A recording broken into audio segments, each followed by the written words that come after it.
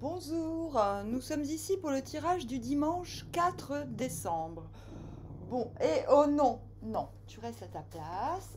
On arrête les grongrons. Il n'y avait pas du tout de grongrons avant que je commence la vidéo. Mais bon, vous commencez à les connaître, hein. Euh, Qu'allais-je dire? Ah oui, oui, il fait sombre parce que c'est l'hiver en fait.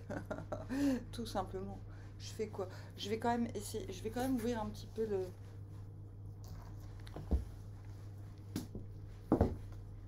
Hop. Je sais pas si ça va changer grand chose.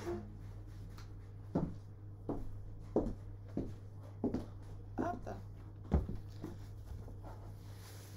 Ça change pas grand chose. Et en plus, il y a du brouillard. Oh.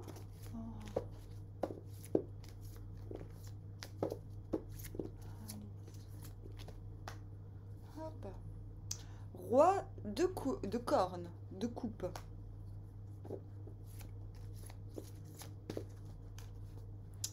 Reine de baston.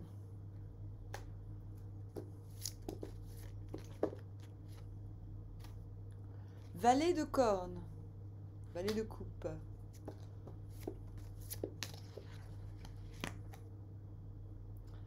Sept d'épée.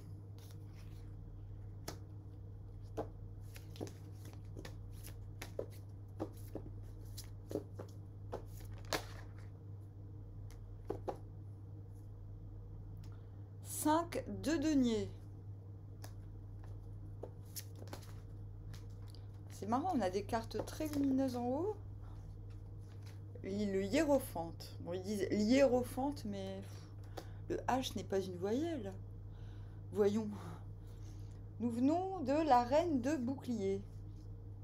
À l'envers et du roi d'épée à l'envers. Donc roi d'épée à l'envers, soit on a carrément fait un scandale. De toute façon, la journée de samedi était un peu bizarre. Moi, je voulais dire, moi, je ne fais que le ménage. Enfin, non, c'est pas vrai, je n'ai pas fait que le ménage, mais je me suis vraiment concentrée sur moi, bouffer, ménage. Euh... Bon, je vais pas vous raconter tout ce que je fais, vous allez pas me croire. Enfin, bon, bref. Euh... Ah. Mais on voyait quand même qu'il y avait possibilité de s'énerver un peu, je pense. Samedi. Donc, je disais, roi d'épée à l'envers,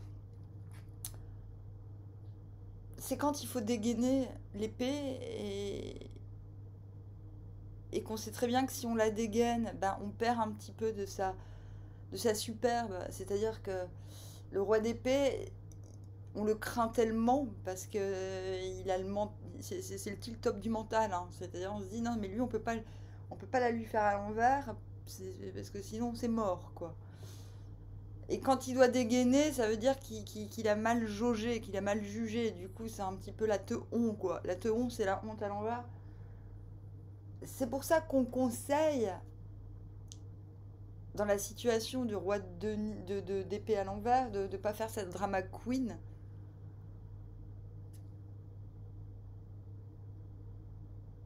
Parce qu'il y a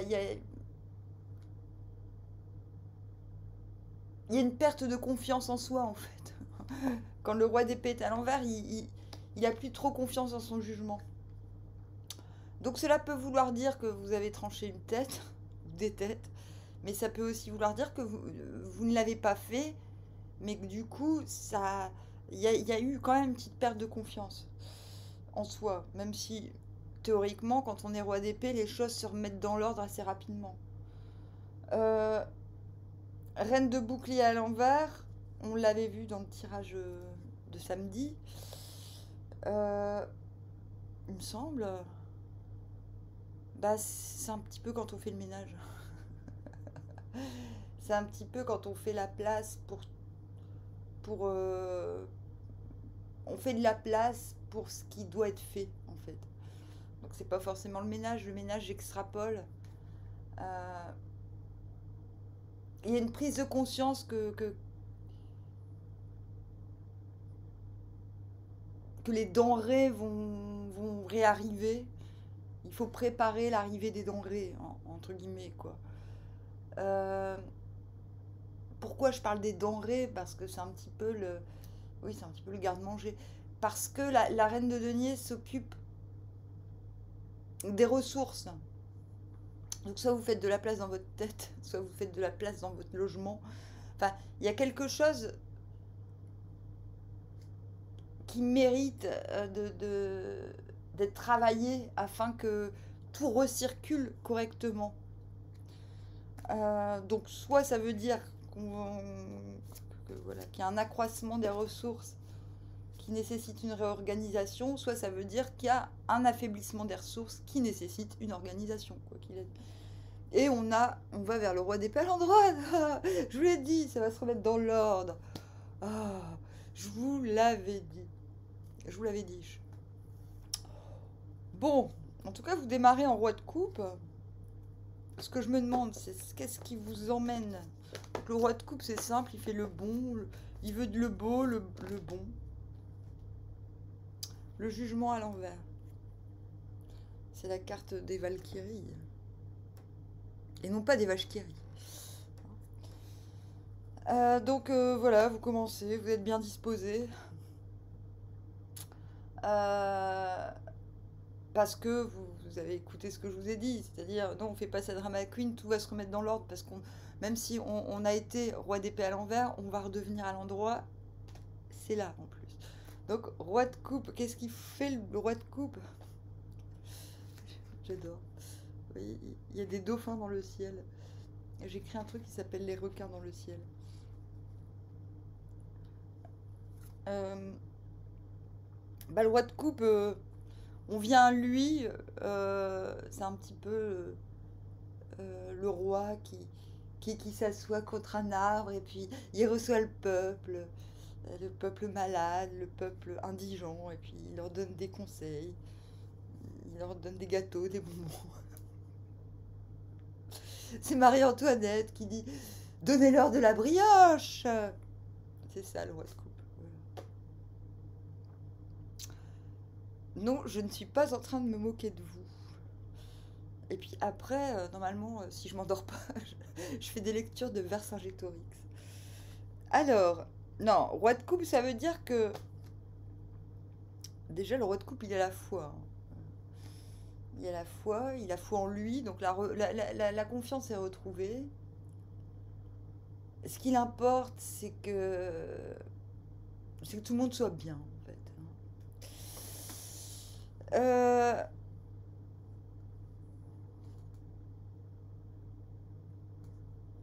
Il y a peut-être une idée que vous attendez à ce qu'on vienne vous demander des conseils et que cela n'arrive pas aussi.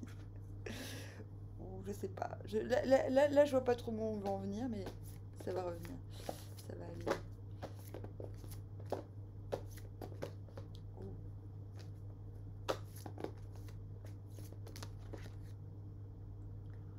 Le chariot. Ok. Bah, intérieurement.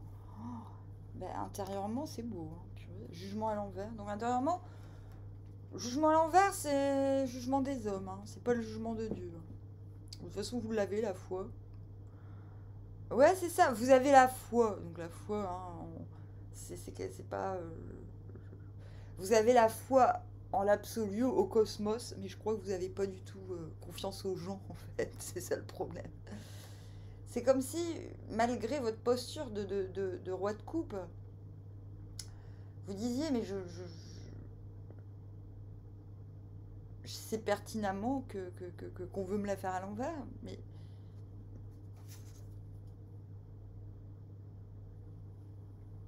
mais je m'en fous un peu parce que vous êtes toujours sous le joug du roi d'épée, je m'en fous un peu. Parce que je dégainerai au moment voulu.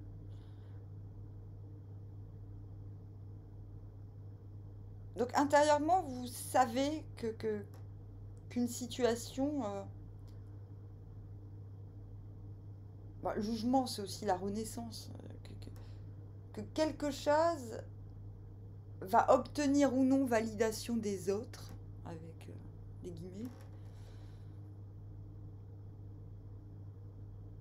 Et je pense que quand vous comprenez que le scepticisme 7 d'épée, c'est scepticisme. Mais tous les 7, c'est du scepticisme, en fait. En plus, ça tombe bien, dans scepticisme, il y a 7. Euh,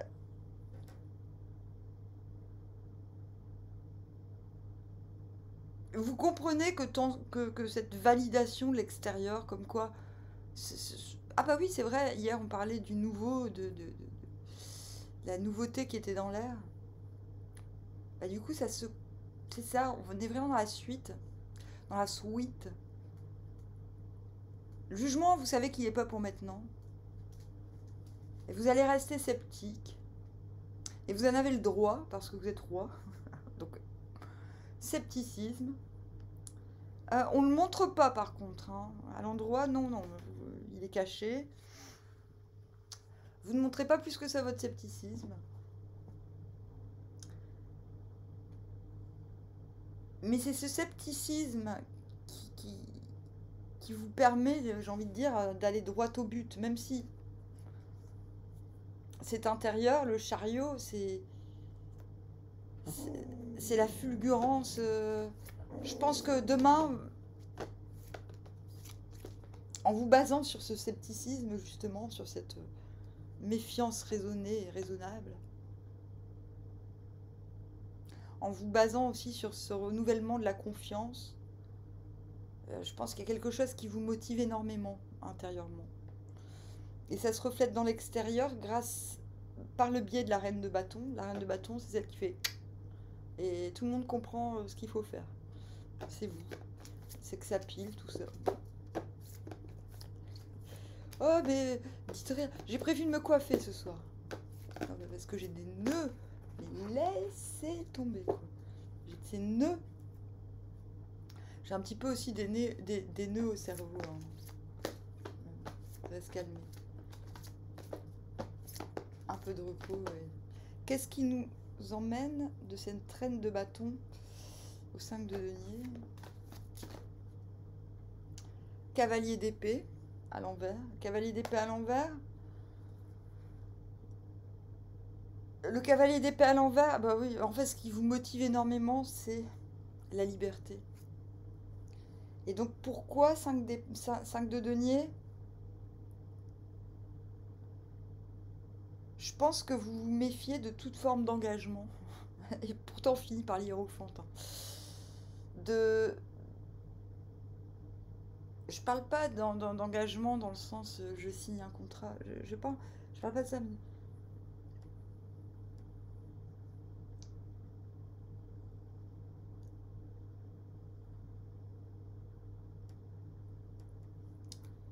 Je pense que demain, vous... Ah oui, ce que vous voulez, c'est être libre. Et du coup, le 5 de denier, vous vous rappelez de ce qui n'a pas fonctionné récemment dans les rapports humains. C'est plus les promesses, en fait, que les engagements. C'est ça, vous vous méfiez. Et je pense que vous méfiez tellement des promesses non tenues, qui n'ont pas été tenues, tout ça, que là, direct, on a l'hiérophante à côté. Hein. Donc, grande méfiance. 5 de denier, c'est tout ce qui... C'est tous les promesses qui nous foutent dans l'embarras, parce qu'elles n'ont pas été honorées, du coup, on ne peut pas nous-mêmes honorer nos propres promesses. Enfin, c'est le cercle vicieux de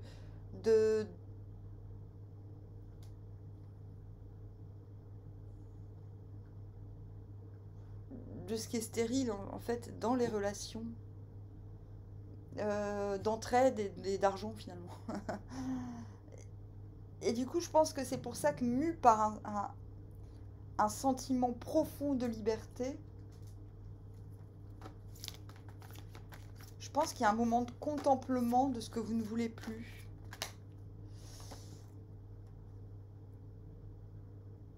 Et avec ce 10 d'épée à l'envers, donc 10 d'épée à l'envers, c'est ok, je suis donc en renaissance, j'ai un nouveau moi. Vous réaffirmez ce sentiment de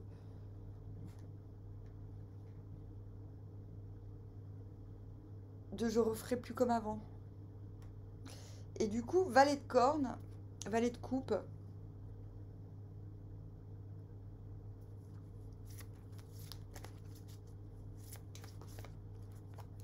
j'exprime mon émotionnel de manière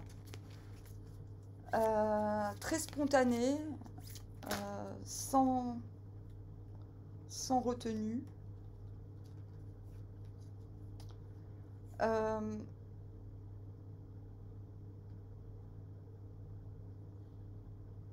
Je passe peut-être pour quelqu'un qui plane un peu, tellement c'est marrant parce que c'est... On passe quand même d'une grande méfiance à un épanchement affirmé et assumé, j'ai envie de dire. Mais c'est pas incompatible. Je pense que c'est ce travail de je sais ce que je ne veux plus, donc je peux lâcher la bride au mental malvenu, dirons-nous. Et c'est le roi de bouclier à l'envers qui vous mène vers le hiérophante. C'est-à-dire qu'intérieurement, vous assumez votre... je pense qu'il y a un moment vraiment dans la journée où vous êtes très très content. Mais vous savez, le roi de bouclier, il sait pas où il va. Alors vous allez me dire, bah ouais, mais intérieurement, t'as le chariot, mais tu sais pas où tu vas. Bah ouais, c'est possible. C'est-à-dire que le chariot, c'est pas forcément savoir où on va, c'est savoir ce qu'on veut aussi. Ce qu'on veut obtenir et voir clairement le chemin. Maintenant, le chemin, c'est pas forcément... Donc le roi, intérieurement, vous...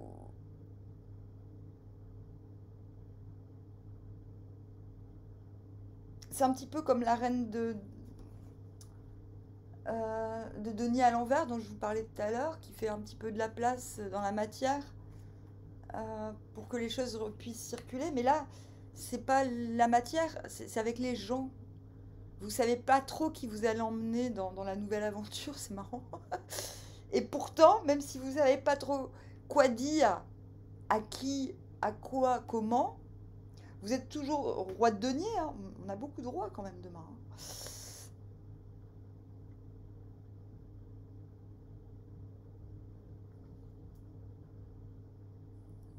Mais disons que vous avez une vue superficielle sur les gens.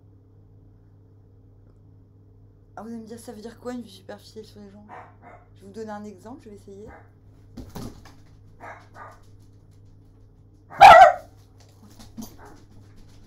Bah, c'est par exemple, d'habitude, vous êtes en connexion avec quelqu'un. Bah, là, il y a connexion avec le valet de coupe.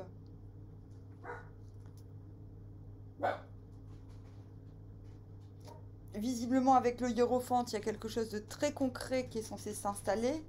Mais je pense qu'intérieurement, même si il faut que les choses soient établies, concrètes, parce que on l'a vu, vous ne voulez pas refaire les mêmes erreurs, même s'il faut qu'on se mette d'accord sur ce qui est mis en jeu d'un point de vue moral, intérieurement, vous savez pas trop en même temps. Ben, c'est normal, en même temps, vous êtes valet de coupe. C'est-à-dire que l'émotionnel, c'est l'émotionnel qui, qui est actif demain, en fin de journée. C'est comme si vous arriviez à pécho, quoi, demain. Oh! Ça suffit, s'il vous plaît. C'est comme si vous arriviez à pécho. Je sais pas, ça peut être sentimental, amical, amoureux, professionnel, oui, même le dimanche, on peut travailler. Il y a des gens qui ne s'arrêtent jamais, j'en fais partie, je pense. Et je ne connais pas la distraction. Je sais pas comment expliquer ça.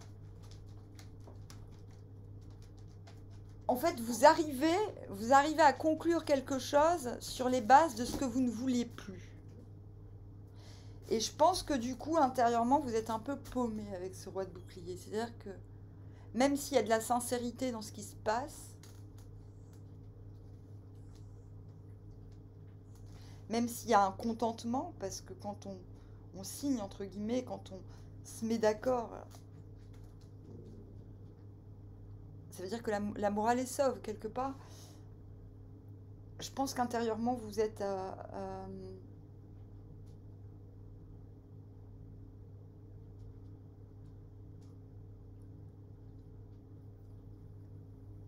vous en êtes encore à vous projeter, vous êtes encore à vous projeter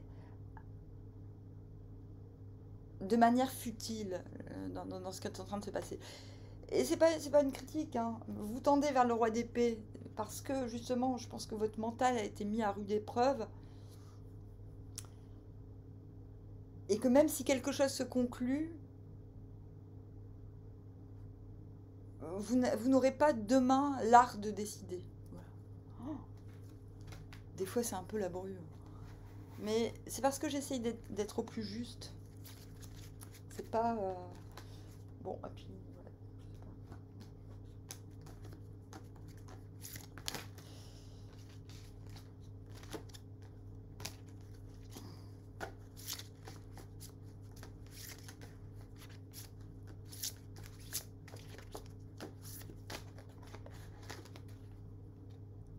Hermode, le voyageur hardi.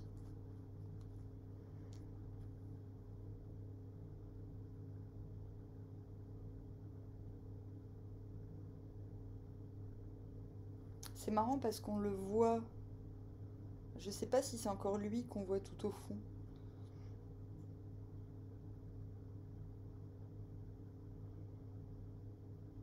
Le voyageur hardi, ben, c'est celui qui fait gaffe. Il donne l'impression qu'il fait pas gaffe, mais au fond, il fait gaffe. Il sait qu'il doit pas rentrer dans des choses... vous allez me dire, mais non, mais je voyage pas demain. Non, c'est une posture, c'est une attitude intérieure.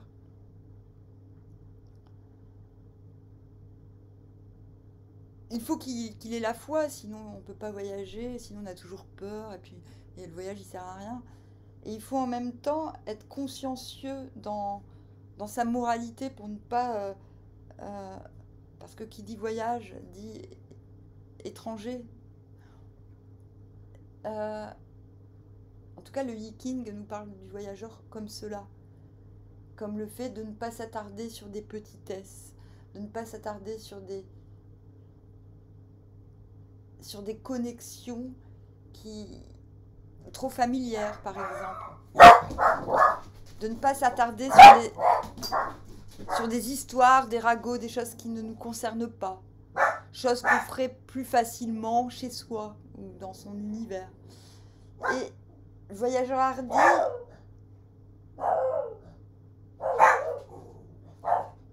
c'est quelqu'un qui...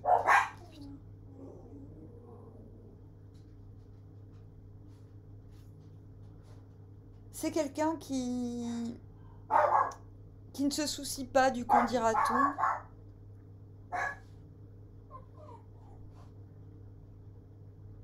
Et qui va s'attacher des amitiés en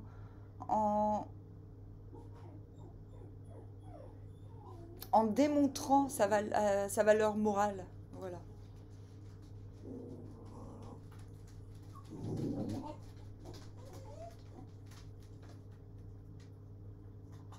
Et plus il démontrera sa valeur morale, et plus il ira loin, et plus son voyage sera intéressant, j'ai envie de dire. Bon, allez, on arrête.